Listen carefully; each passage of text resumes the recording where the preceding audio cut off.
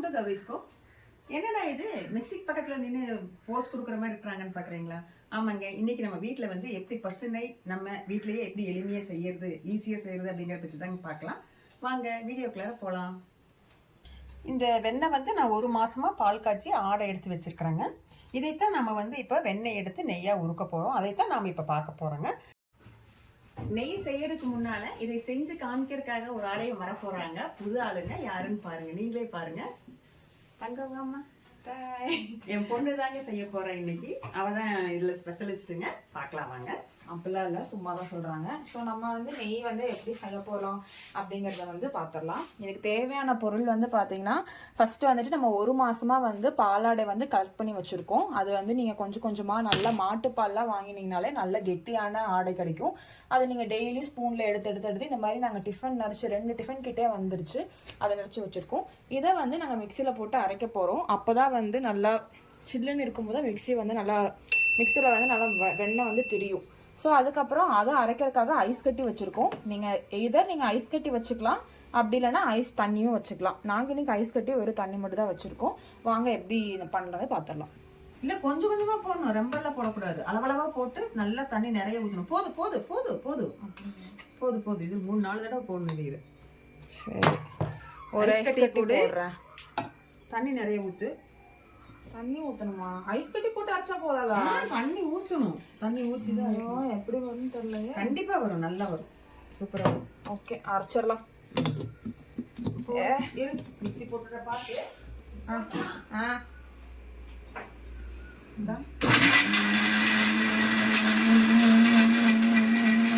என்னடா இப்படி வந்திருக்கு?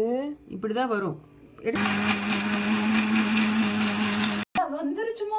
ஏய், சூப்பரா வந்திருக்கு. வந்து பாருங்க, வேற எப்படி வந்திருக்கு பாரு. வெண்ணெய் மேல பாருடா, அடிக்கடிக்கு இப்படி வந்திருக்கு. இப்படி வந்திருக்கு பாத்தியா? இதுதான் வெண்ணெய். நீ சூப்பர். இன்னொரு அடி எடுத்து உள்ள வச்சிரலாமா? இன்னொரு அடி அடி. இன்னொரு அடிச்சேனா இன்னும் சூப்பரா வரும். சரியா வருது. சரிங்க, இப்படி நல்லா அடிக்க ஐஸ் கட்டி போட்டு அடிக்க இப்படி நல்லா தெரிஞ்சு வரும். இங்க பாருங்க இப்படி வந்திருக்குன்னு. Butter, full butter. சூப்பர். நீங்களும் வீட்டுல ட்ரை பண்ணி பாருங்க, நல்லா இருக்கு இந்த ப்ராசஸ். இதுல போட அப்படி விளையாடுற மாதிரி இருக்குது, பால் வச்சுட்டு. அதான் பண்ணிட்டு இருக்கேன். நான் இத பண்ண போறேன். கேட்டேன். நல்லா இப்படி உருட்டி இதுல போடு, தண்ணியில போடு. சூப்பரா இருக்கு. இத அப்படியே எடுத்து இப்படி போட்டுருவேன். 1 பால் ரெடி. அந்த தண்ணி அப்படியே வடிகட்டி கீழே ஊத்திடலாமா? இல்ல, அதுலயே அரைக்கலாம் தான் நினைக்கிறேன். வேண்டாம், கீழே ஊத்திடலாம். அது இதைத்தான் இருக்கும். இன்னொரு தடவை அரைச்சு பாரு, அதாவது வருதான்னு பாரு. வரலைன்னா கீழே ஊற்றிடலாம். வெண்ணெய் நிறையா இருந்ததுன்னா நீங்கள் அப்பப்போ தண்ணி மாற்றிக்கணுங்க. நம்ம எடுத்து வச்சிருந்த பாலாடையில நம்மளுக்கு 5 பவுல்ஸ் கிட்ட வந்து நம்மளுக்கு வந்துருச்சு. இந்த வெண்ணெயோட இது ஃபுல்லாக மோரெல்லாம் நீக்கிட்டு வெண்ணெய் மாதிரி எடுத்து வச்சுட்டோம். இது நல்லா சில் தண்ணியிலையோ ஐஸ் கட்டி போட்ட தண்ணியில நல்லா 3 தடவை வாஷ் பண்ணிக்கோங்க. நல்லா 3 தடவை இப்படி எடுத்து வாஷ் பண்ணி பிழிஞ்சிடணும். நான் இப்படி ஒவ்வொரு தண்ணியிலையா போட்டு எடுத்து வாஷ் பண்ணுறேன். அப்போ தான் இருக்கிற அந்த மோர் அந்த இதெல்லாம் வெளியே போகும். அதுக்காக ஸோ இப்படி போட்டு நல்லா இப்படி வாஷ் பண்ணிங்கனாலே நல்லா அதான் அப்படி ஒரு கட்டி பிடிச்சி இப்படி பண்ணி. ஓ, இப்படியா? 2 பேரும் பண்ணக்கூடாது. இப்படி கொஞ்சம் அமுத்தி பண்ணினா தண்ணி வரும் வெளியே. வந்து நல்லா இருக்கும். எனக்கு நல்லாவே இல்லை. சொட்டு சொட்டா ஓடியது பற்றியா? இந்த மாதிரி பிழிஞ்சுக்கணும் தண்ணியில். வெண்ணெயை மிக்சியில் போட்டு எடுத்து வச்ச வெண்ணெயை வந்து வடச்சட்டில் வைக்கிறேன். அது போட்ட வெண்ணெய் எப்படி ஆகுதுன்னு. ஸ்டவ் வந்து சிம்மில் தான் வச்சுருக்கிறேன், லோ ஃப்ளேமில். எல்லா உருண்டையுமே போடுறேன். போட்ட உடனே அப்படியே உருகி மனம் வருது நல்லா.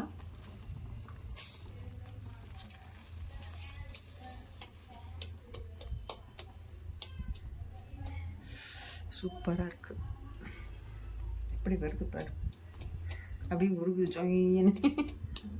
சூப்பராக வருதுல்ல? எப்படி வருதுன்னு பாருங்க. வெண்ணெய் அப்படியே உருகி நெய்யாகுது. எல்லா வெண்ணையும் போட்டுட்டேன்டா. கொஞ்சம் வெண்ணெய் எடுத்து வைக்க சொன்னீங்க, மறந்துட்டேன். சரி பரவாயில்ல, விடு, அடுத்த தடவை எடுத்து வச்சுக்கலாம். வெள்ளையெல்லாம் அப்படியே மாறணும். நெய் வந்து அப்படியே வந்து மஞ்சள் கலர் அல்லது கொஞ்சம் ப்ரௌன் கலர் மாதிரி லைட்டாக வரணும். அப்போ தான் நெய் ஆயிடுச்சுன்னு அர்த்தம். அது வரைக்கும் இப்படியே கிண்டிகிட்டே இருக்குங்க. சிம்மிலே வச்சு கிண்டிக்கலாம். பாருங்க அப்படியே நெய் வந்துட்டு இருக்குது பார்த்தீங்களா, மஞ்சள் கலர்ல தெரியுதுங்களா. மேலே அந்த வந்து அப்படியே வெள்ளை வெள்ளையா வர்றதெல்லாம் நுரை, அந்த நுரையெல்லாம் அடங்கணும். அதுக்கப்புறம் தான் நெய் ஆகும். அப்படியே கிண்டிகிட்டே இருக்கும். நல்லா கொதிச்சு அப்படியே இது தண்ணியாட்ட வருது பாருங்க. உள்ள வந்து இருக்கிறதெல்லாம் நுரை, இது அப்படியே நெய் வந்து பிரிஞ்சு வருது பார்த்தீங்களா. இதுதான் நெய். ஆனால் இன்னுமே வந்து இதை நம்ம நல்லா இது பண்ணணும். அந்த நுரையெல்லாம் இன்னும் நமக்கு கம்மியாகணும். இப்போ நெய் ஆயிடுச்சுங்க. பாருங்க, அந்த மேலே இருந்த அந்த நுரையெல்லாம் அடியில் போய் கட்டியாக நின்றுட்டு இருக்குது. மேலே சுற்றியும் வந்து நெய் வந்துருச்சு. இப்போ இந்த நெய் மனம் வருது எங்களுக்கு காய்ச்சும் போது.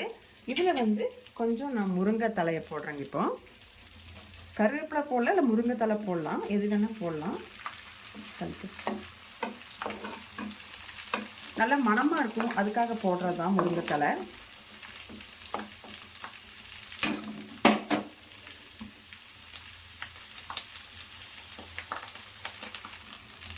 இப்போ இந்த முருங்கைத்தலையில் போட்டு நம்ம நல்லா கிண்டிகிட்டு இருக்கிறோம்.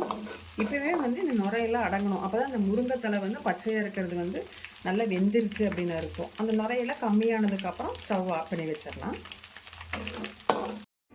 பாருங்க, இப்போ நான் வந்து ஆஃப் பண்ணிட்டேன். ஆஃப் பண்ணி 2 நிமிஷம் ஆச்சு. நெய் பாருங்கள் அப்படியே தண்ணியாக நிற்கிது. போட்ட அந்த முருங்கை இலையெல்லாம் வந்து அப்படியே இருக்குதுங்க. இந்த நுரையெல்லாம் அடங்கினதுக்கு அப்புறமா வந்து நல்லா ஆறுனதுக்கு அப்புறமா நெய் எடுத்து ஒரு பாட்டிலில் சர்வ் பண்ணி வச்சுக்கலாங்க. இப்போ நெய் ரெடி ஆயிடுச்சுங்க. இதை வந்து ஒரு பாத்திரத்தில் நான் வடிகட்டி வைக்க போகிறேன். அழகாக வடிகட்டிக்கலாம். அழகாக வருது நெய், சூப்பராக இருக்குதுங்க. வடிகட்டியாச்சு. இப்போ குறைஞ்சது ஒரு 100 கிராம் நெய் வந்திருக்கும் எனக்கு. செம மணமாக இருக்குதுங்க. பாருங்க, ஃப்ரெஷ்ஷான ஒரு நெய். கலர் பாருங்க.